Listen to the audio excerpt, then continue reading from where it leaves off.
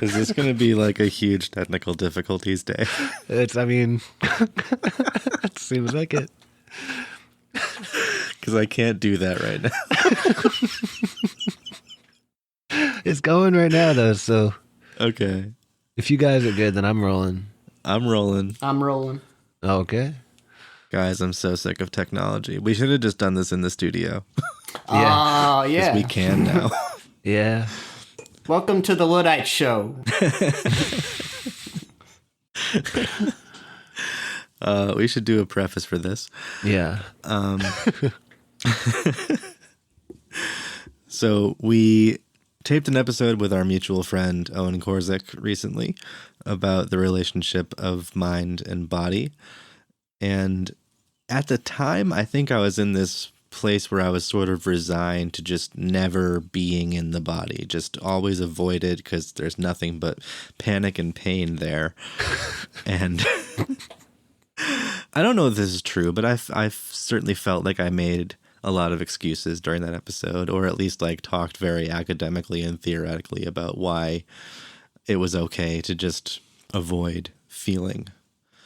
And now I'm in very much the opposite frame of mind because Joe and I have been talking for the last few months about this mind and body stuff.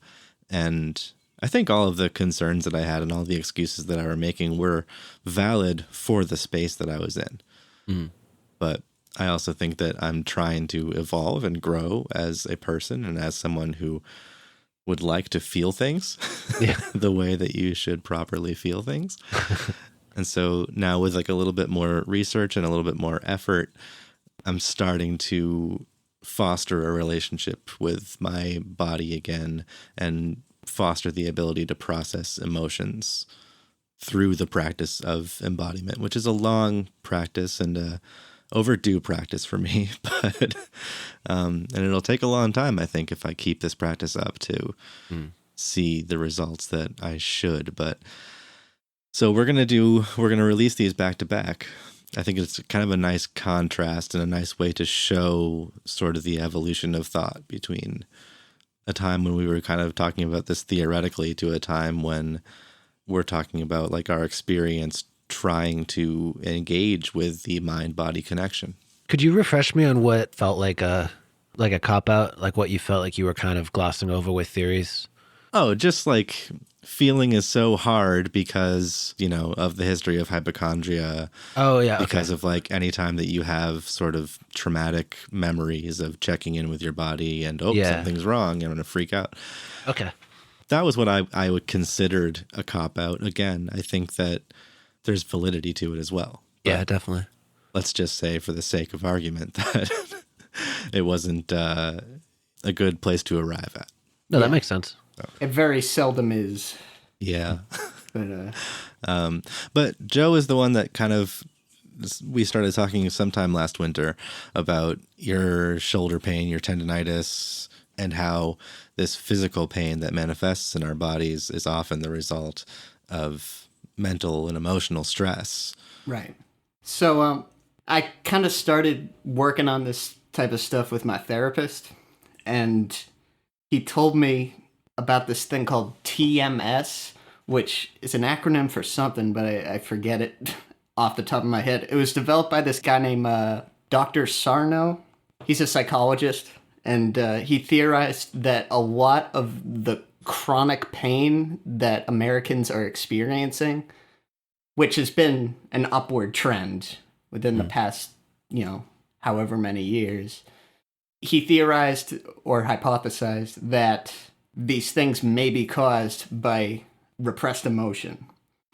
Repressed emotion can range from resentment to anxiety to your core fears that you feel consistently, which usually stem from things that happened to you in childhood or things that happened to you in your past. So he theorized that if you are to feel these emotions properly, that you can alleviate a lot of the physical symptoms of things such as tendinitis, irritable bowel syndrome, back pain, like all sorts of ailments that are all too common nowadays in a society where we pretty much encourage people to repress emotion. Yeah, that's interesting. I hadn't heard that before. It sounds almost like witchcraft, but like, it could be, it's one of those things where it's like, if it doesn't cure you 100%, it couldn't hurt. Yeah. To kind of think of your pain, think of flare-ups as a way of your body trying to distract you from feeling your emotions properly. It's very common with people who are perfectionists, like people who have always been wanting to do well at everything. That kind of mindset lends itself to this TMS thing. And let me make sure I know what TMS stands for. Tension myositis syndrome. Okay. And he had this program where he would try to treat TMS through mindfulness, journaling, forgiving your past self for anything you may resent about yourself, and also to use the pain as an emotional barometer. So when you do have a flare-up, most likely there's something going on right now that is causing that flare-up and or making it worse.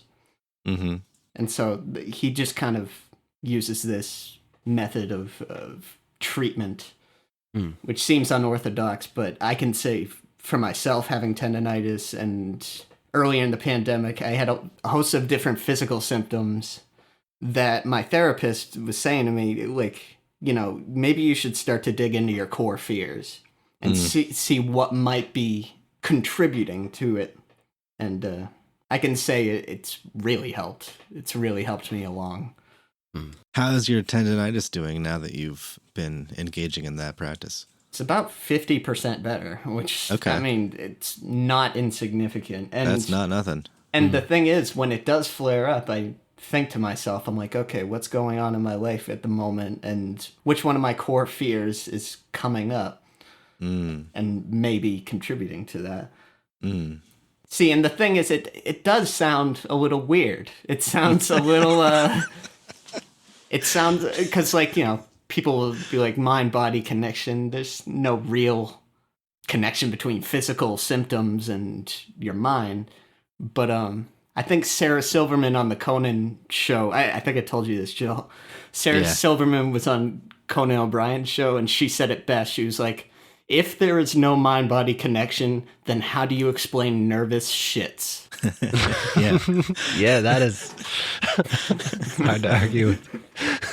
Yeah. So it's interesting. Here you are feeling the unwanted pain in the body. And I was coming more from the angle of, well, I just don't feel anything. I'm so not there. I'm so just out of it all the time. Not mentally, like, not that I'm in a fog, but it's kind of like my body's in a fog. And mentally I'm fine. Like, my capacity for thought and intellect is just fine, but I will intellectualize my way out of feeling, and I will process emotional information intellectually. So that's what I'm kind of trying to not do anymore. And I haven't really struggled with the chronic pain so much, at least not in any ways that couldn't be fixed by like changing the shoes that I wear, or, like actually changing my gait and posture and those kinds of issues. But yeah, it's interesting that we came to this from kind of opposite angles, but as we've been talking, it's not like we've been engaging in the same practice at all, but like when we're on the phone, we'll kind of just talk about, well, this is kind of what I've been experiencing with the mind-body connection, and just having somebody to kind of bounce those ideas off of, even when we don't have the same, we kind of do have the same goal in mind, which is just peace.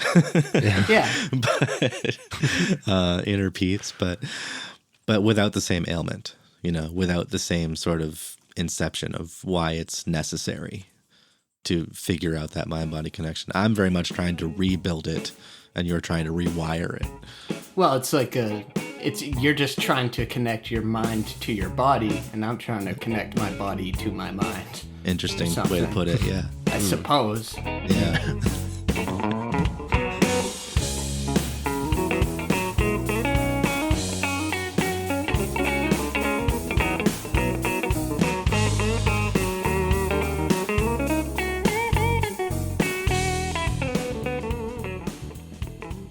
Well, you've had a history of fear of illness or fear of other things. Is that and you feel as if you've almost adapted to that by trying to intellectualize any little physical sensation that you may be experiencing. Is that far off? It's close. It's more, yeah, if I do feel a physical sensation that is unwanted, then I intellectualize that. And that's actually a very helpful way to deal with hypochondria. When I say that I process emotional information intellectually, what I mean is that when there is emotional information, you are supposed to process it through your body, because that is supposed to separate. There's supposed to be a separation between feeling and emotion, right? So I'll give an example of this. Like recently, I won't go into detail, but there was a reason that I was a little bit upset, right? And I had kind of an instantaneous reaction, which was just like, whatever, I'm okay with this. Then I'm like, no, don't do that. Dwell in it a little bit. Stay with it. Right. How do you feel in your body? There was discomfort. There was a little bit of just like heart racing, tension in the shoulders, like a lot of just, I don't want to, how do I get out of this? You know, not panic, but just I'm in a tight spot and I feel a little bit of pressure, and it's hard to explain what it actually felt like in my body. But the point is that I did feel it, and I gave myself the time and the space to feel it. So there's feeling. And then I was able to separate that from emotion. So the emotion was I had some fear and some insecurity. Any reason that this thing would have caused me to fear insecurity is an old wound. It's ancient. You know, it's old stuff. But so often we combine feeling and emotion. And I'm not sure that everyone in like a clinical sense would agree with this terminology that I'm using, but we combine feeling and emotion. So it's like, here's all the information. Well, I'm angry. And so we get the anger, we get the aggression, we get, you know, we just become a tank of bad vibes. Yeah. You know, but really, if you can process it through the body first without reacting intellectually or without reacting emotionally, then you'll have a much better sense of what's going on, because as you will learn by looking into the concept of embodiment, the body wants comfort.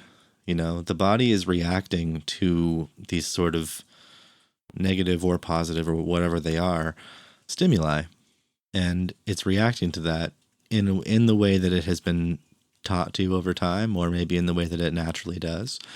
And if it is negative, then it wants comfort, you know, and it wants to kind of be processed. I think a lot of the time we don't process this somatic information. We go right to what we can control with our minds. It's like trying to go around something when the easiest way is to go through it. Right. Because going around something, you know, it's a larger perimeter than if you were to just actually feel it properly and try to name it. Yeah. And try to understand what that reaction may be coming from. Because he talks a lot about forgiving your childhood self or whatever. So, like, a lot of these formative experiences can make us react adversely to certain situations in our lives. It can make it so that we don't react quote unquote properly. There's no real wrong way to feel something, but like just to be able to name it and recognize why you may be having this adverse reaction to it. Yeah. What in your past may have made you feel that way about the situation you are in the present. I think that's kind of a cool approach too, because it, like, going back to how you said these types of approaches and theories can seem a little bit hocus pocusy at first glance. Some of that I feel like is the same reason that, you know, when we look at like Freud ideas and stuff like that, like those are often perceived to be bullshit now because they are. But it's because there's no process beyond where his process ends. It's just, this shit's because of your childhood, and that's that. And it doesn't take into account that like so many of these approaches can be used to just learn the terrain, like to consider like what you do with that information is another whole thing. But naming things doesn't necessarily mean that your pain is going to go away or that you can get rid of where it came from or something. It just means like you're charting a little bit of the territory. You're adding a little bit more color to the map, and then you still have to do something with that information. So I feel like that's kind of an overlooked part of a lot of these approaches that I personally find really intriguing and really powerful whenever you approach pain this way. Yeah. Because it puts you back in the driver's seat, but now you know kind of what you're up against to some extent. And you can choose the best way that suits you to deal with what you're going through.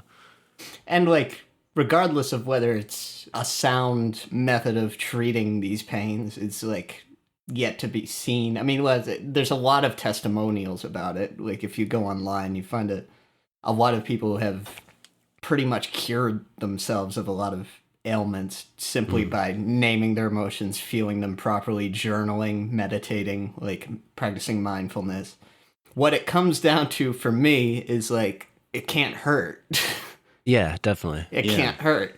Plus, think about like if it's a correlation thing versus a causation thing sometimes too. Like again, a lot of these theories get framed as like all of this, like your appendicitis is being caused by your childhood trauma. It's like, no, probably not. But your pain that you're feeling that you think is appendicitis might be caused by the posture that your childhood trauma has put you in.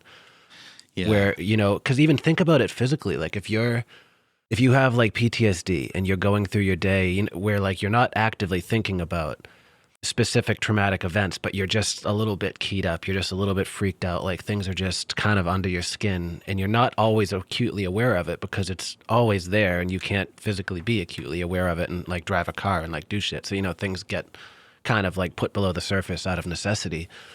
You will be tense, you know, like your shoulders will be held a different way. You might eat a little bit too fast. You might not breathe as deeply as you should.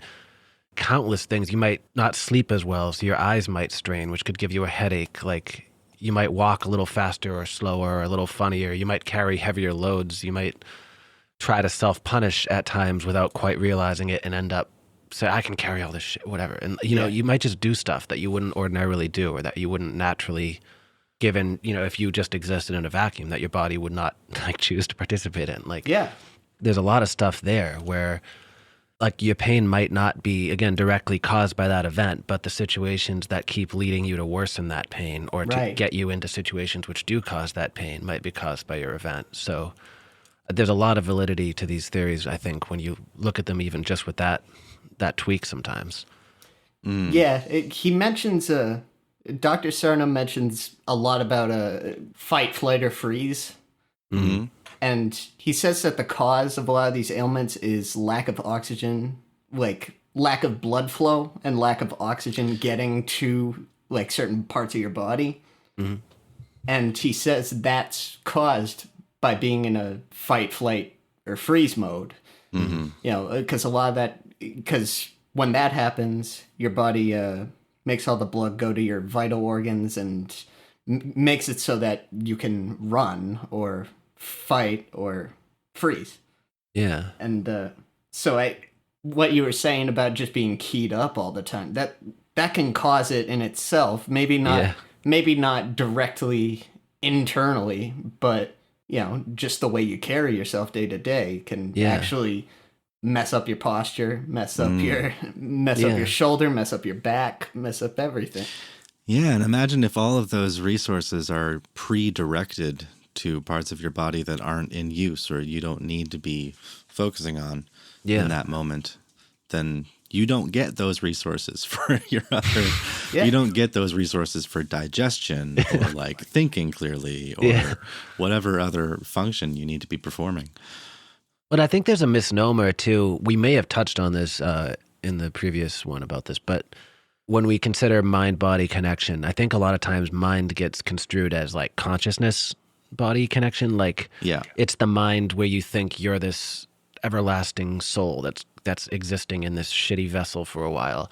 Mm-hmm. And it's like the mind is also an input device, you know, like the mind is also just the thing that stimuli flow into and then send directives to the body. Like that's just a physical function of the mind. So like, of course there's a connection because, you know, I'm choosing to move my arm in relation to something that just happened in my world, or like just ducking when something gets whipped at you is proof of a mind-body connection. So it makes complete sense that that can go deeper than simple momentary reactions to things. Like, sure, it can even just be perceived reactions to perceived things, like that kind of stuff. Yeah, we did talk a little bit about the vagus nerve and polyvagal theory and that kind of stuff. So, because like your subconscious and your conscious like can both be connected to your body, but a lot of people just overlook the subconscious and how that can relate to your body, as well as like making conscious decisions, like you were saying, ducking.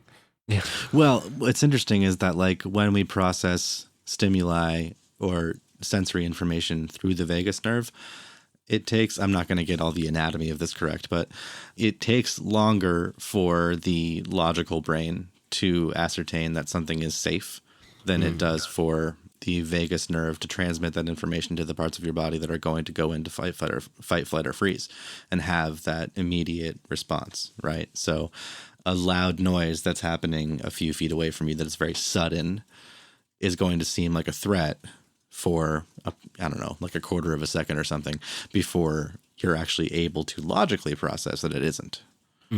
Or like the tone of someone's voice can do that too. If someone is coming at you in a way that seems like aggressive, but they're being friendly, but it's easy to interpret that sensory information as aggressive or threatening, then guess what? You're going to be threatened. And that tension is going to stay with you for a few seconds before you can calm yourself down. So even if that sensory information is completely benign and innocuous, you're still going to process that through the structures in your body that tell you when to be threatened and how to react to that threat.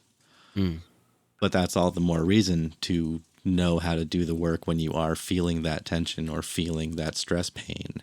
Yeah. Because you're going to have to know how to unwind yourself. And I mean, I love approaches like this sometimes because they feel like a good antidote to, you know, that dichotomy that sometimes gets tossed around. Like we have like our caveman self, like we have all these impulses and drives and things that have existed for millennia. And then we have wizard our like, brain. Yeah, exactly. Yeah. And then we have like our postmodern like society, like we couldn't survive for an instant if we were left in the woods camp, you know, that whole side of it. And I think this type of approach and others like it help you sort of thread that needle where like you get to acknowledge and keep these reactionary drives that have saved human lives for millennia, but we also get to look at them with kind of an intellectual lens that's a little bit more suited for a postmodern existence, where like you might have a fight or flight reaction because you might need to fight or fly given certain situations, but it's not always going to be appropriate. So it's like keep the tool in the toolbox, but like, you know, sharpen the blade every so often and make sure it's still being used the right way. Like I think there's such a great power in that because both camps have a lot that's right about them. Right. And a lot of it's about like contextualizing those like base reactions that we've had for years. Because like, you know, we live in a world where we aren't necessarily adapted to, like we're maladaptive to today's life because those primordial parts of our brain are gonna be overstimulated. And that's what puts us into like fight or flight mode all the time, especially like in a world where we're constantly connected on the internet and we got to worry about like public image and things like this that weren't on the minds of people back then. Yeah, we're doing our descendants a big favor by braving all this shit. Yeah, well, hopefully we are.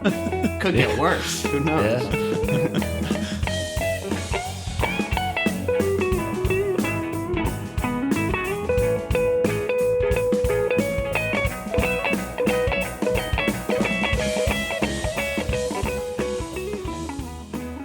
Could you define the vagus nerve for me? Hang on one second.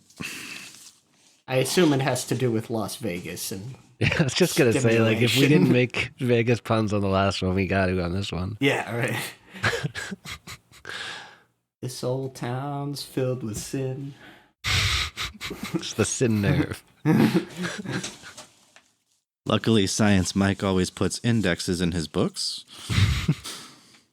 Vagus nerve, page 85, 86. This is a new-ish book by Mike McHargue called You're a Miracle and a Pain in the Ass. Embracing the emotions, habits, and mystery that make you, you. The nerve that connects our guts and our brains is called the vagus nerve. It's a bit of a rock star in the world of your nervous system. That's because the vagus nerve connects key structures in your brain, like the medulla oblongata, to your heart, your diaphragm, and yes, your enteric nervous system. Much like the crocodile, dog, human team in your head. That must have been a reference to a previous page. The nerve systems in your body respond to stressors in different ways and at different speeds. In recent years, scientists have developed a newer, more nuanced model for understanding how our bodies respond to escalations in our environment. It's called polyvagal theory. Because the vagus nerve is not a single nerve, but instead a complex signaling system that runs between our brainstems and critical organs. This model tries to explain why we experience more than just fight or flight in response to challenging situations. After all, life isn't as simple as, it's all good, or we have to fight, is it? Our nervous systems have to navigate a much more complicated world, especially when it comes to social interactions. The polyvagal theory model offers a three-tiered view of our involuntary nervous system. The sympathetic nervous system still handles the fight or flight response when in high arousal, but in this view, the parasympathetic system isn't just the chill network, because when the parasympathetic nervous system is highly aroused, it can also invoke a trauma response, freeze, or faint. Did that answer your question? Yeah, that sums it up, though. That is very related. Mm-hmm. Yeah, I'll lend you that book, actually. It's very good. Well, this actually just made me think, like that passage and something I think Joe was saying earlier just made me think, when do you think we started to simulate these situations that would trigger these reactions, that would trigger the vagus nerve and fight or flight reactions and stuff? Like, do you think that primordial people were doing that in some way? Or do you think that was a later development? Because that's something I could see being an issue with post-modernity, that we now have so many more fake ways of feeling those real deep-rooted feelings, you know? You mean at what point in our development did it stop being chased by the tiger and start being something that felt like being chased by the tiger? Yeah, it'd start being like chased by a linebacker, you know? Like when did it... Yeah. Or is that what a linebacker does? I actually just realized, I don't know if they fucking run. I think they tackle, yeah. Yeah, because I feel like there are so many things now, especially that we all connect in a digital sphere, right, that are really just kind of facsimiles of very real world situations that I feel like we have the equipment to deal with and this desire to deal with, but we don't practically need to deal with all the time. Like, think about the analogy some people have drawn between sports and war. Mm-hmm. Like we play football and stuff because we want to fight, we want to strategize, we want to be using the same techniques that we would use in a war, but we don't want to constantly be at war. And it was much more literal, like in gladiator days, but we're more evolved. I feel like the fabricated tiger in our mind is societal. I mean, a lot of from the beginning of civilization. I'm sure from there, that's when all these different complexities arose and made it so that we kind of fabricate these worries. But like, it makes me wonder what level of comfort we hit as a species that made us start reaching back into that scary place. That's what I was going to say, though, is that like it had to be at a point where some needs were taken care of enough so that these things were a surprise. It's like when somebody gets sober and they're like completely abstinent, and then they hit a point of comfort with it where they're like, oh, it's a beer, it's not hard liquor, and and it's like, that'll be fine. Like when you start saying, all right, I'm secure enough in whatever plan I had originally enacted, that you start feeling the confidence to double back. Like, I wonder if there was some species-wide version of that, or even just a microcosm of it that sort of filtered out eventually, that we just started to simulate this, because that's what so many things on the internet are, and so many things in entertainment are. And I mean, there's just countless examples of that where like we're clearly pulling from real world things or from very biological things that we have, but it's like we're just trying to use this shit that we have lying around. I mean, it's a compulsion for adrenaline, probably. Yeah. Like, I mean, for some people, but like, you know, other people just fear having adrenaline or fear getting into situations where they have. Like, me. I hate competition, man. I don't know. Oh, same. Really. Yeah. I have an Matt loves it. I don't like it. I like it too, in a way. I don't like all of it, but no, but I mean, think about even like when COVID initially hit, I couldn't play gigs anymore like all of us. And my immediate reaction was I started mountain biking again, like right away. Right. And I realized after a few weeks that it was because I missed that like turned on feeling. Like when you walk out on stage and you hear people and you're like, I better not screw this up. And there's that terror, because I get like crazy stage fright. So it's like I missed having that like locked in, you're thinking a millisecond ahead a bunch of times in a row. Like I don't know. I realized like, oh, that's like a part of me now. At least it is now. I don't know if it always was, but it's a skill set that I formed some aspect of my day around. And it just makes me wonder how generalizable stuff like that is. My immediate reaction was to redecorate. I started walking very long distances. Yeah. But I mean, it sounds like the mountain biking thing is like a flow state thing. Yeah, exactly. Crave that flow state. Where Yeah. And I'm not like an adrenaline junkie by any means, but I am definitely a flow state junkie. That's the exact term I was looking for. I think we all are talking about that in a way. Whether mountain biking or long walks or decorating a room, like it is all flow state. It is all just like getting lost in a task. Yeah. Right. And that's a great thing. Yeah. That's where mind doesn't betray us, where the mind kind of helps us along. Yeah. And that's also where our needs are taken care of, so that if you're going for a long walk or going mountain biking, you probably don't have to worry about a predator. Yeah. Hopefully. Now, we wiped all them out.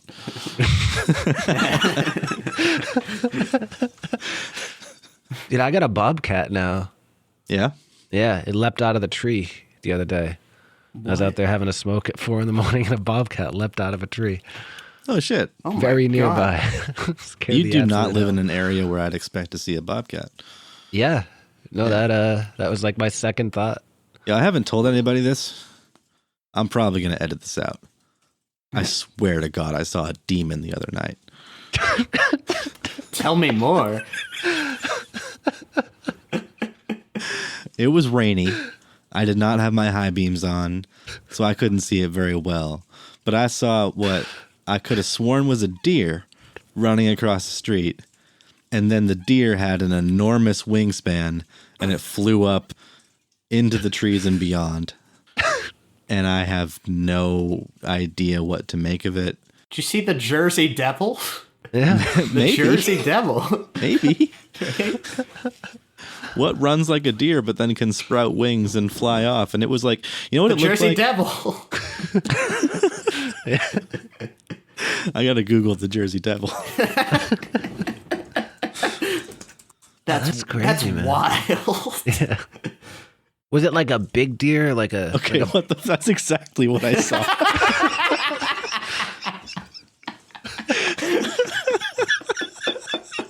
I knew it. What?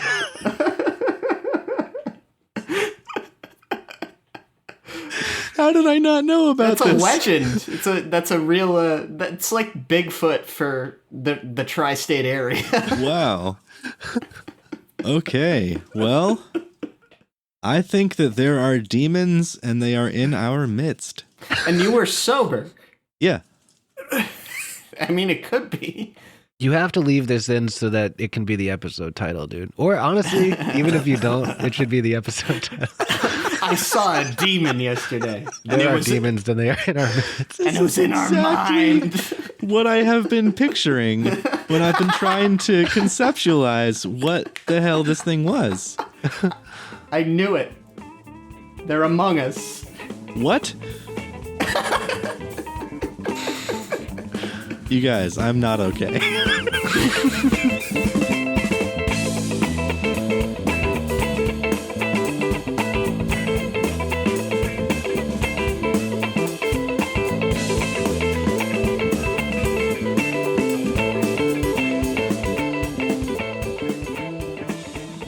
Where did we leave off?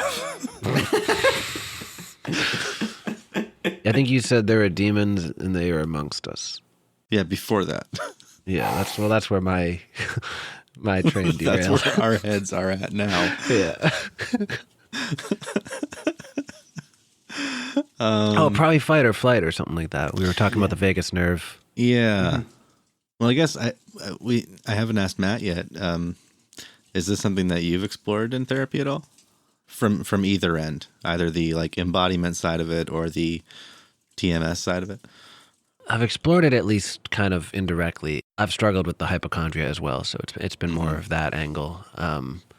But yeah, I mean, I've explored a lot into just putting like the right labels around things and kind of trying to use stuff like pain as information. Mm-hmm. Name it, feel it. Yeah. Because that was something that I really kind of struggled with a lot when I was in my like early 20s, late teens. Like, just, I don't know, that existential crisis that can happen at that time. Like, I always had this sense that there's a use for a lot of this stuff, even if I don't know what it is yet. Like, there's so much of this. And if I'm this fundamentally flawed or this, like, just fucked up as a person, like, how am I still alive? How am I still functional? Because that was always the kind of weird thing, was like, you know, it just always felt useful. Like when I would be on the road or whatever, I would be able to turn a lot of the same types of anxiety or the same types of like depression that would turn into physical pain here. They would become assets, you know, and like, so yeah, I've done a lot of considering from that point of view. But I've had a complicated relationship with this stuff as well, because I've been my whole life probably like a equally sickly and ambitious person. Mm-hmm. Like I've always wanted to like climb mountains and stuff, but I've got just like crap ligaments. So there's like a lot of little relationships like that within me that are constantly giving me trouble. And so I don't know that I've arrived at any kind of a healthy place with it, but I've definitely flitted through different perspectives over the years. Yeah. Yeah. Right now, my current stance is sort of like a innocent until proven guilty approach to my body. Like it's got to be real pain for me to dignify it. Like that's not the best, but that's kind of what I've been doing the last year or so. Well, I guess I relate to that because from the TMS angle that Joe's talking about, a lot of the supposed ailments that I might feel over time, if they're chronic or if they only last for a couple of weeks or so, like that could just be the result of stress manifesting as pain or stress manifesting as some kind of discomfort in my gut or in my back, more likely. So from the TMS angle, that might give me hypochondria if it's just, you know, from a stress stimulus, but manifesting physically, then I'm going to be like, oh my God, what's wrong with me? And not think of it as stress, but thinking about it as I'm just probably going to die soon. And even if it isn't the sole culprit, it could be compounding it. Like it could be compounding those feelings. Regardless, it's okay to approach it from this angle because you know it won't hurt. Like to use it as an emotional barometer won't make your pain worse. Yeah, I was thinking about the chain reaction of it too, and that like if I ended up there, then I might experience the hypochondria, which causes me to dissociate from the body, which causes me to, you know, need to go back into feeling and trying to reconnect with the body again. So like the ways in which these two angles are just extremely connected and are both ways in which we need to be aware of what our body is telling us, you know, or like how our body is trying to actually protect us or try to engage us in the understanding of our emotions is really important. But again, like I said at the beginning of this, what I've been finding helpful is at least the attempt to sit with a feeling and separate the emotion from the feeling.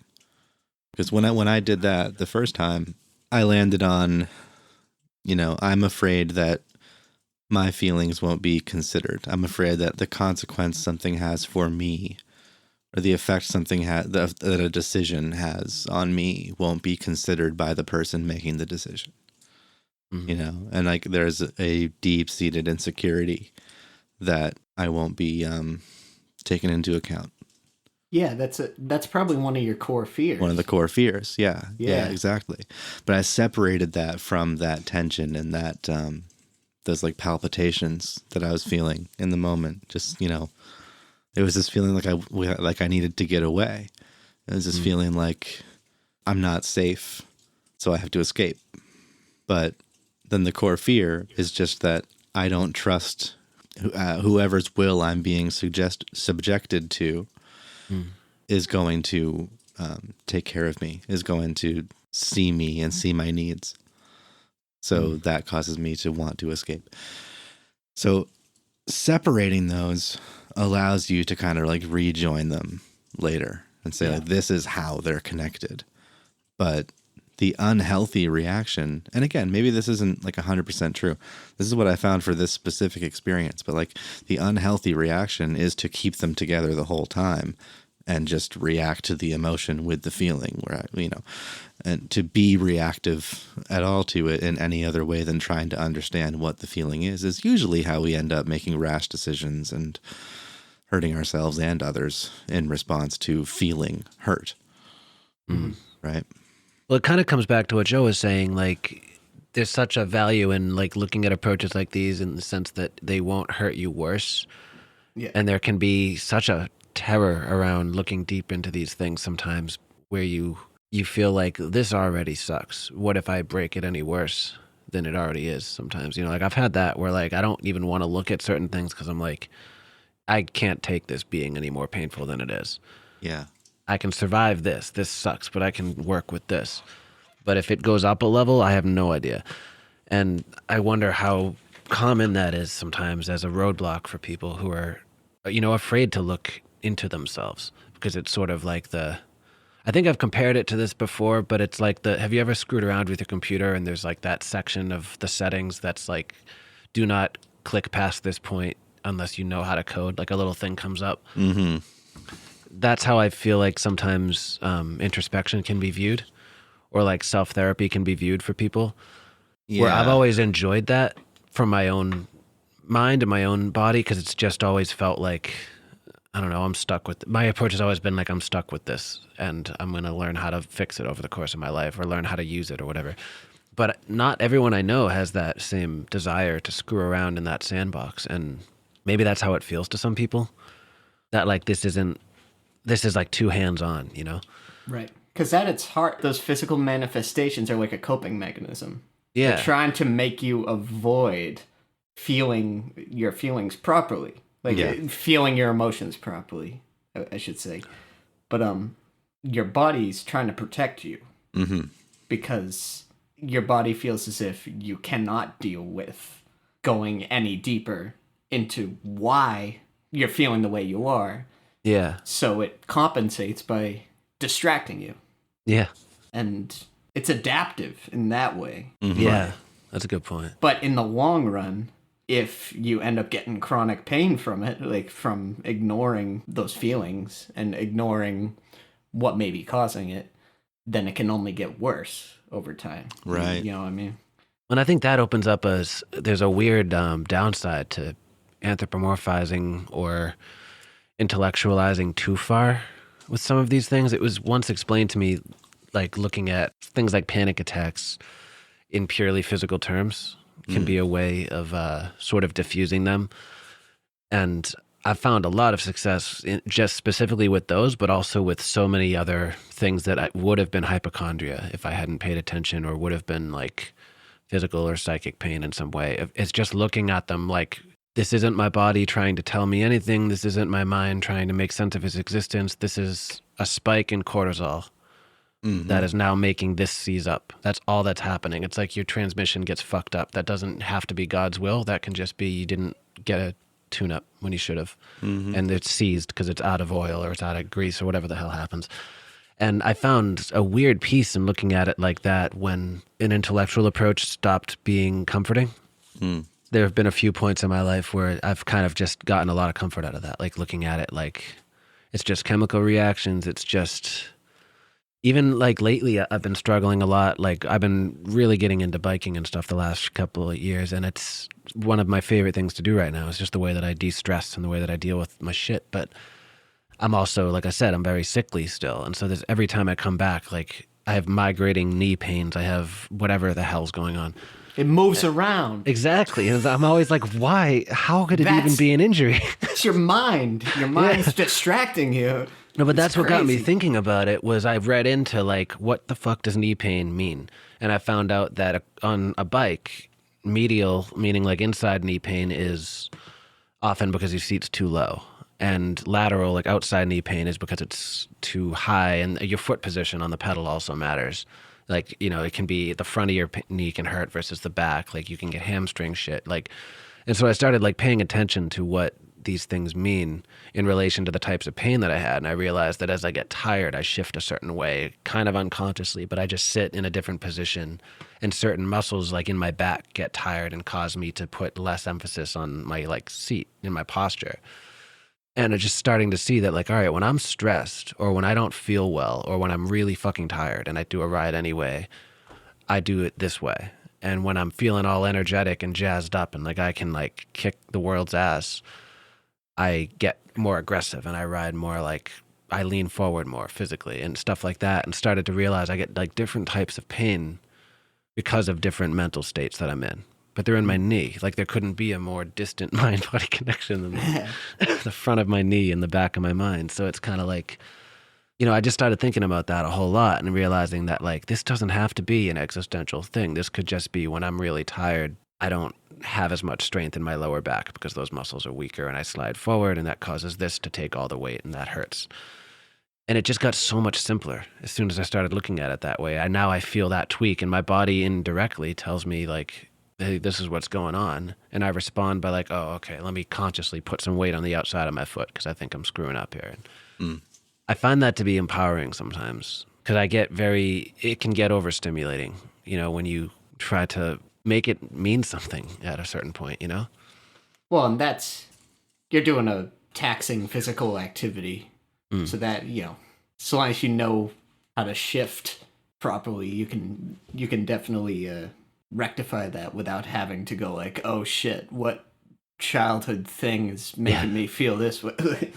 But that's why I liked it. Like I've called biking like a parable generator sometimes. Like it's just kind of going out and you get this real time, very literal way of representing things that can be applied to other areas of life or the psyche. And I've been able to apply some of those same approaches to like past traumas or to even just other aspects of like mental health and mental states. Like I can tell like if I'm in a certain, if I have to write a lot one day and I'm in a certain headspace or I've got certain stuff going on afterwards, no matter how it impacts my schedule, it's better to clear those obligations because they'll put me in a specific type of stress and that won't be induced. So it's like there's all sorts of weird parallels there. But yeah, long story short, I find sometimes there's equal value in looking at stuff purely mechanically, like an engineer as opposed to a poet, you know?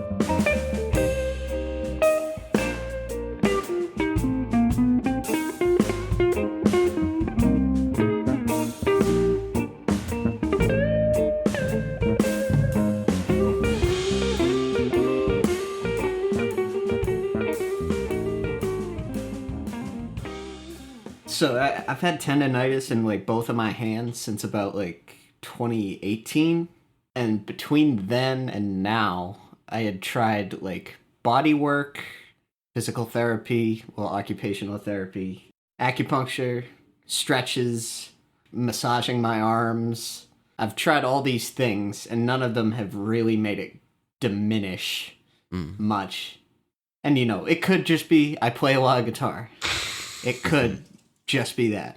But there was this weird coincidence that my therapist pointed out to me as I was like discussing it, because in 2018, right before I went back to school, my father passed away, and then I kind of just white knuckled my way through the semester and like white knuckled my way through like working while going to school, and it just made me ignore a lot of things. Yeah. Like ignore my state. And then right when I went back home, I started it was right at the end of the semester as like things were winding down. I was starting to get twinges. Before that, I had no signs of any pain, and I didn't really play all that excessively. I had played way more excessively in the past.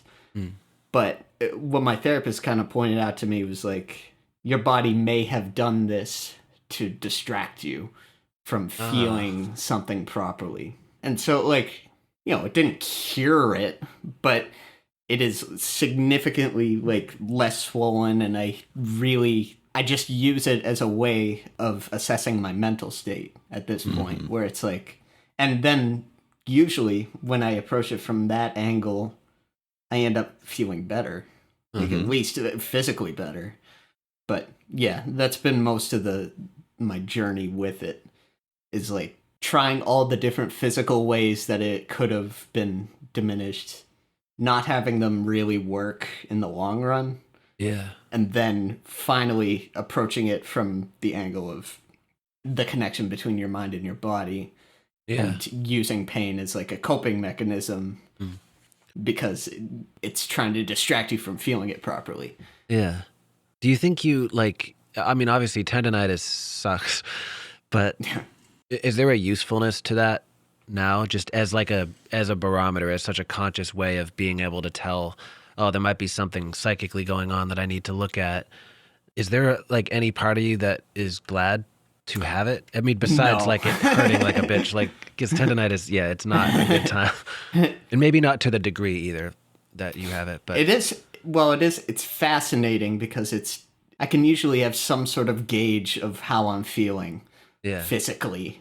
Maybe not directly related, but like, I don't know. It's like when I feel bad physically, I usually feel bad mentally. Yeah. That's pretty much what it comes down to. But I've also fixed my technique a lot. Because I'm trying to let the amp do the work, trying to let gravity do the work. And yeah. I always get it when I go up to like fatter strings.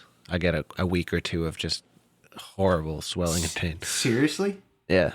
Just like, I think I death grip the neck until I get accustomed to the new touch, like the new feel. Like I play 12s usually. Oh, and yeah, that'll...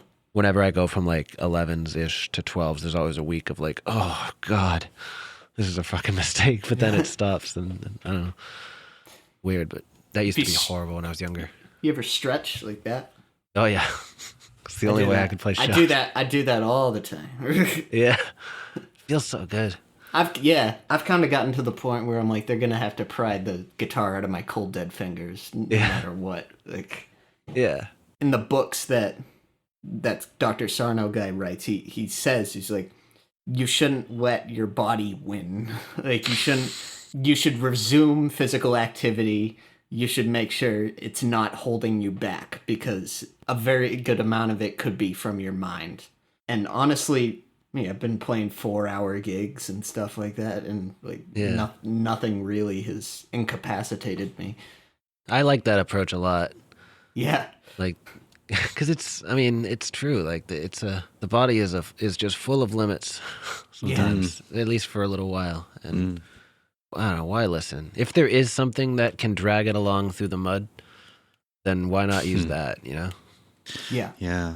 And there's a lot of testimonials of people like with all sorts of like back pain and stuff like that, and they tell them to resume physical activity, and then the more they get used to using their body normally, the more the symptoms ease up, and the more they try to practice mindfulness. And see, every time I say it out loud, it sounds like witchcraft. Like it sounds like hocus pocus. Yeah. But I'm telling you, I mean, from experience, it helps me, and I'm just one of many cases. Yeah. No, I think there's a lot of validity to it, especially if it's helping you. And like, who gives a shit? It's working. Yeah, That's right. great. So, but no, I see what you mean, because it, like I said earlier, like I think a lot of stuff like the Freudian approaches give these types of anything that's not hard science a little bit of a bad rap, and deservedly so in a lot of cases. But there's other cases where I think it's just maybe it's not being framed correctly. Maybe it's triggering some old biases or things. Maybe there's just even more to it sometimes. Because we've talked about this on, I feel like when we did a book club on the Four Agreements or something like that, we talked about how some of these things, even by the time they reach us in the population, they've been sort of filtered down and diluted to some extent. So we're not even reading, like if we were capable of reading the original scientific text in certain fields as literately as a person who finished med school, then maybe these things would seem more or less valid in certain cases too. So at the end of the day, if it's working, if it checks out to you, then give it a shot. It sounds like a goofy game of telephone or something. Yeah. Like, I mean, I recently read, I could only get access to the abstract, but a study about nicotine and early cognitive impairments. whoa, really? And at first glance, I was like, you've got to be shitting. There's no way in hell. And I was like, that just sounds like like cigarette companies trying to jump on whatever lifeboat is leaving them. And like reading the study, I was reminded that I'm not a doctor, and I was also able to pick up certain things from just sitting there and trying to understand it. But it kind of made that light bulb go off that like, all right, like I see where this is coming from. I actually read a Dear Abby of it, and then I read the actual abstract, and the difference in the wording on those two. The Dear Abby made me think this is absolute horseshit. There's no way this isn't a ploy. And then the abstract, I was like, no, okay, like scientifically it holds up, and medically, from what I can gather from it, and I've checked it against a few people now, and they've explained it to me as well, and you know, it holds more water. So it kind of got me thinking about that some of these things that seem like hocus pocus might be in the language that we're consuming them, but you know, it's worth looking deeper sometimes. And there's always this disclaimer with the stuff that Dr. Sarno does. He always says, like, you should rule out any physical causes first. Yeah. Which is kind of what I did over the past couple of years with the occupational therapy, the body work, the acupuncture. You should try the physical ways of curing it first, and if those don't work, there may be something else going on. But a lie is a lie, it's black or white. I'm rotting away, and I wonder why.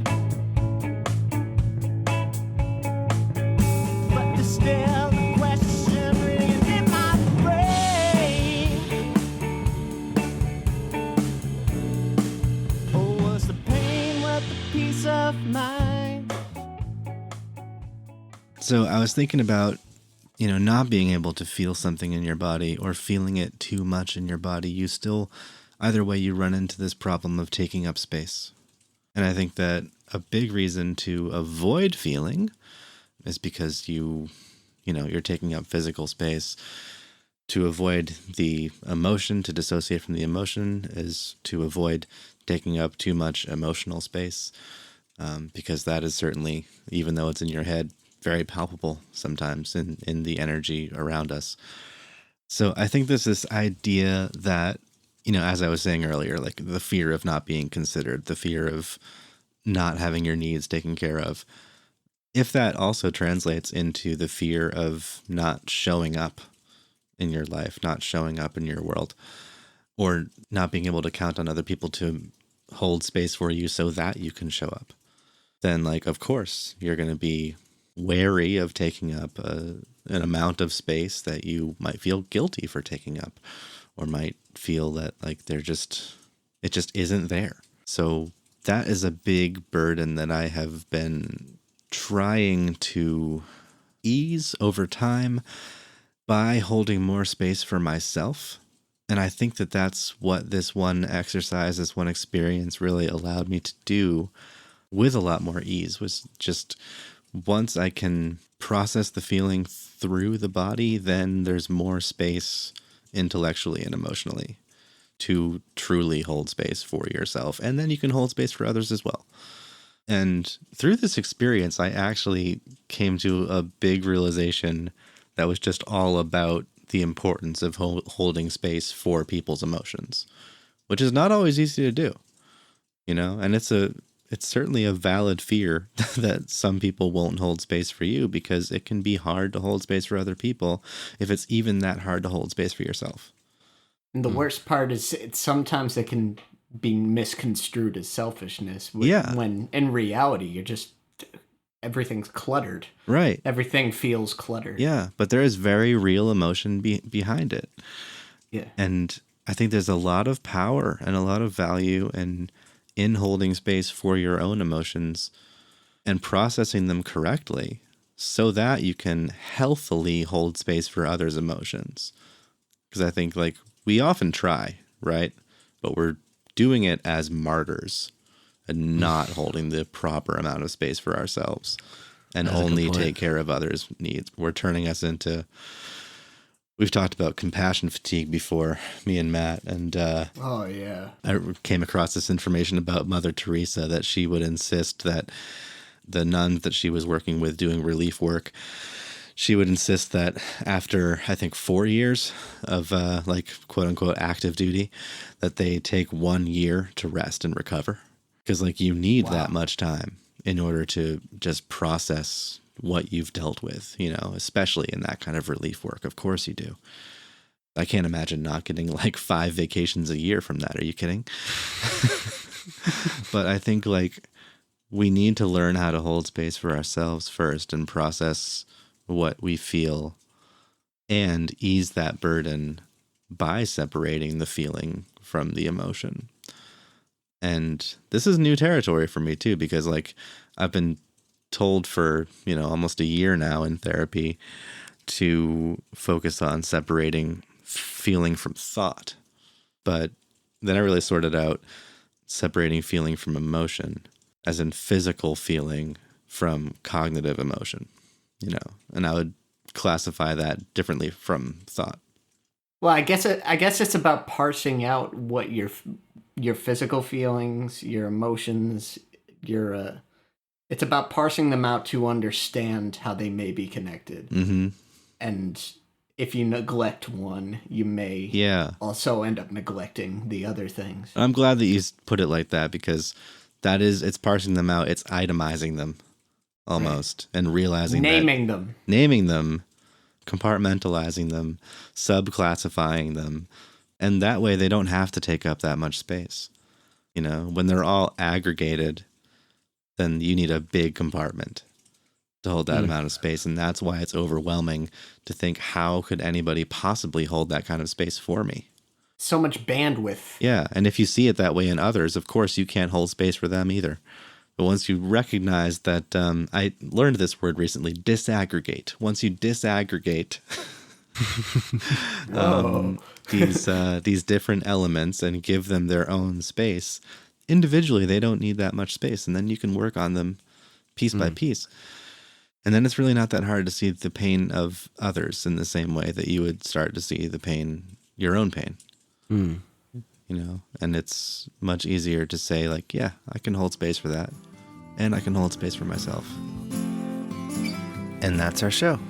Black Market Therapy is a Dead and Mellow production. And to stay in touch with us, you can follow Black Market Therapy and Dead and Mellow Records on social media. And if you have any questions or concerns, you can send an email to blackmarkettherapypodcast@gmail.com. This episode was scored using the rough mixes from Midnight Harvest's upcoming release. For more from them, make sure you stay up to date with Midnight Harvest and Joe Folan. You can, of course, find their music on Bandcamp or any other streaming services. And we will be back in a few weeks with an episode about wasted years, and we'll try to find out whether they were really wasted. Until then.